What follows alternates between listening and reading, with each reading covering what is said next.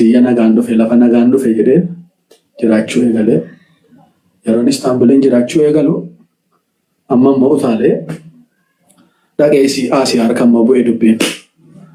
Isin immoo caalu gootee alana Amaariffaan, Oromiffaan, Arabiffaan, afaan Turkiitiin miidiyaan maxxanfatame karan godhu wallaalee karan itti socho'uu dhabe. Yaa gooftaa koo yeroo dur saamnu, yeroo dur dhunnu, yeroo dur duriyyoomnu, yeroo dur waa meeqa goonu takkaa wanti tokko nan mudanne amma sitti amannaan jireenyi fatanaa ta'e egaa yoon dhabame illee karaa dhuma keessatti na dhabamsiise baay'ee koo atama namaadha kan kolfanan godhin jedha isumatti of kenneen jiraachuu jammaree Istaanbuliin keessa wanti hundi koo faca'ee guyyaa tokko nan rafaa jira. Dr. Xaayir kan jedhaman Itoophiyaawwiidha Islaama. Istaanbul keessatti dooktarummaadhaan dhaqani. Dooktarummaan immoo biyya Turkii keessatti baay'ee kabajamaaf jaallatamaa akka abbaa taayitaa tokkotti ilaalama waan ta'eef namni Turkii beeku quba qaba. Dhimma kanatti kennanii jennaan utuun hin beekin an lookeeshiniin cufanne bilbila kun amma adda addaa qaba. Lookeeshiniin koo banaadha. Gaafan hirribaa dammaqu samoonan barbaadamaa jiru. Kana Dr. Xaan ofii isaaniitii beeku lubbuun jiru. Istaanbuliin jiru. Yeroo nan hirriba irraa ka'u lookeeshiniin koo banaadha. Manatti nan keessa galu darajaa sadasa lammaffaarraan gala achi gadi lafti asfaaltiin natti mul'ata. Gabbaa'eetu mani gaanis maskootittiidhaan uumaa erga olii gadi ilaala nama foonii waan nan ta'eef yeroo nan ilaalu an Dr. Xaa kanan beeku poolisii meeqaan namni gurraachi wayii lafa mana jala ga'anii moobaayiliidhaan suuraa koo namatti agarsiisa. Waa gaggaafatu. Waan ta'een barree ol galee bilbila switch offiin godha yeroo namoonni natti bilbilaa turtan hin beektu. Bilbila koo switch offii godhadheen rafee ijoollee naa kadhatanii anis jilbeenfadhee sanitti amane isa eegee har'aan nagayetti boo'eetan karaa kana eegale. Karaa kana yeroo eegalu duraan carraan qabamuu tokko argamee jennaan sakandii tokko ituu hin gahin biyya kaameraati beektu Awurooppaa dhuftee kokkeessi qabdi carraa qabamuu 5 oltu nu mudate. Yeroo nu dhufnee baarii daariitti buunu diroonuun isin irra keessoodha. Daangaa baarii ofii hundi jaraayyuu ittiin eeggatan kaameeraa nutti ibsite amma dhufnee qabamnatu jennu dafamnee wantatti afuuffannee achii baane utuu nu baararra deemnu baararratti mootarri tabalaashee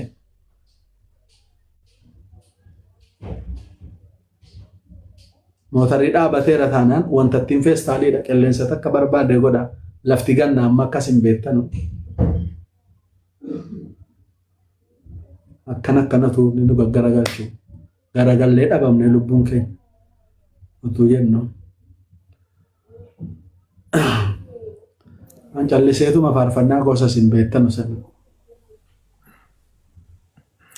Dhiifama manni abboomamaan jiru badhaatu buusaa rabbirraa galchaa warra tutturta wal jalaa bu'aa deema. Manni abboomamaan jiru maal akka ta'e hin beeku. Badhaatuun abboomamaan jiru akkaawuntii ishee badhaatu buusaatii dhiifama badhaatu qaba booddeessi deebisna warri turtan bu'aatii booddee deebitu waan ta'eef.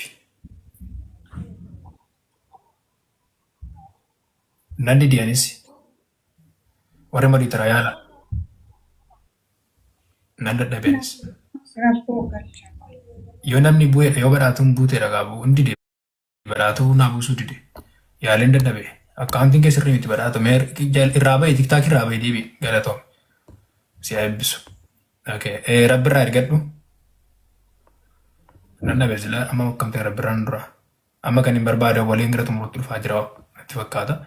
Rabbirraa galchaa dhiifama wali itti fufe wali. Tamaan faadhisis dhufeera eebbifamaa amma gara xumuraarra hin jira.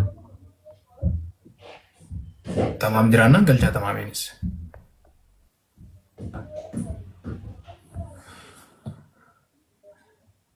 Dhiifama gidduutti sin dhaabuu keenyaa fi mana tabbaamuu danda'an dubbanne. buuse abbaadhumaa sodaatee bu'e natti fakkaata. Ulfaadha. Itti fufi. Itti fufi awwalee rabbi irraa kuttu. Sana booda qilleensi kun akkana nama godha. Mootoraan harkatti tapha laasha'e. Mootarri baarii irratti nama harkatti tapha laasha'u jechuun du'aa deemaa jira jechuudha. Utuu jarri Islaamaa walee dhabamsiifna jennu asiin an dhabamee jedheen achuma irra taa'ee faarfannaan koo na jennu asiin isiis hin beektanu san anaaf jettee dhoofte kara biyya lafa ansilaa badeeraa fira hiyyeessota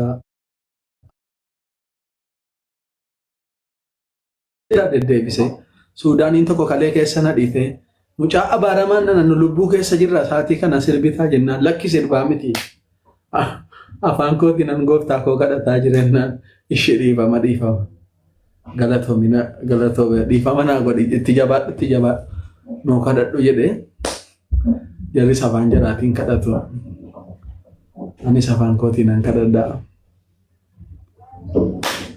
dhufnee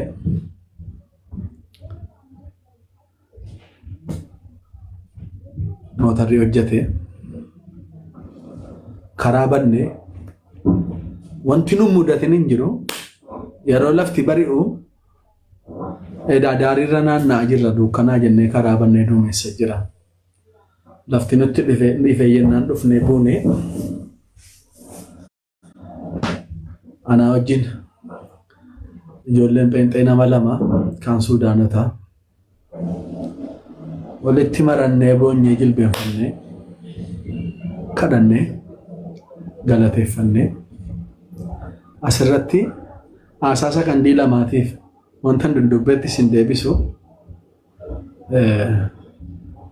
maqaa dha'uun barbaachisaa waan ta'eef qofan maqaa dha'asitti yoo namni gaafate illee isiinuu dhugaanaa ba'uu dandeessi utuun hin deemin guyyaa 3 dura obboleettii koo siisii duunaa jedhamtu hundi keessan beektanu bilbilee karaa yaaluufani gidduu kanaan jedheeni ammoo karicha ga'e ammoo cinqamuu keenya naan jette siiduu naan jedhee naan jette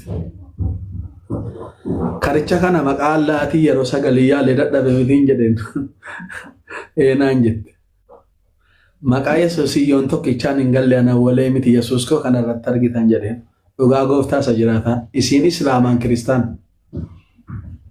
abbaan barbaade gaafatee ana na sobsiisuu danda'a hin sobdisiin haadha manaa namaatii nama kabajamtu afaan kootii baaseen akkana jedheen hoggaa darbetu hundi keessan argitan utuu been argu karicha kana maqaa allaatii yeroo sagalii yaalee dadhabe mitiin jedheen naan jedhe maqaa Yesuusii yoo yeroo tokkichaan ala nan galle annamaa miti ana walee miti hin argita kanarratti Yesuus koon jedheen egaa isiidha Yesuusii akkuma isin beektan waan ta'eef kolfitee duute meellaan lanaan jettee dhufeetan akkuman jedhe akkuma amantii kooti akkuman isa abdadhetti innoo nama hin qaanyeessu nan qaanyeessine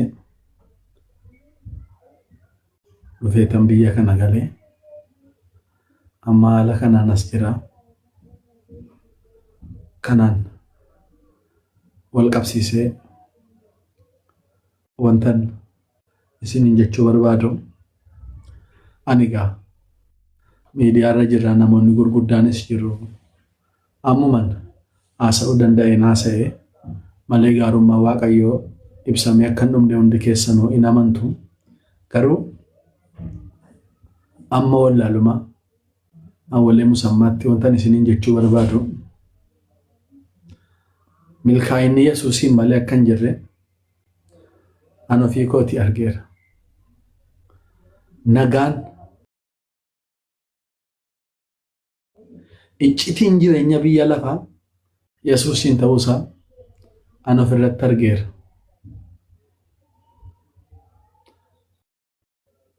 na amana Ani isa barsiisaan goobanaa natti himee miti.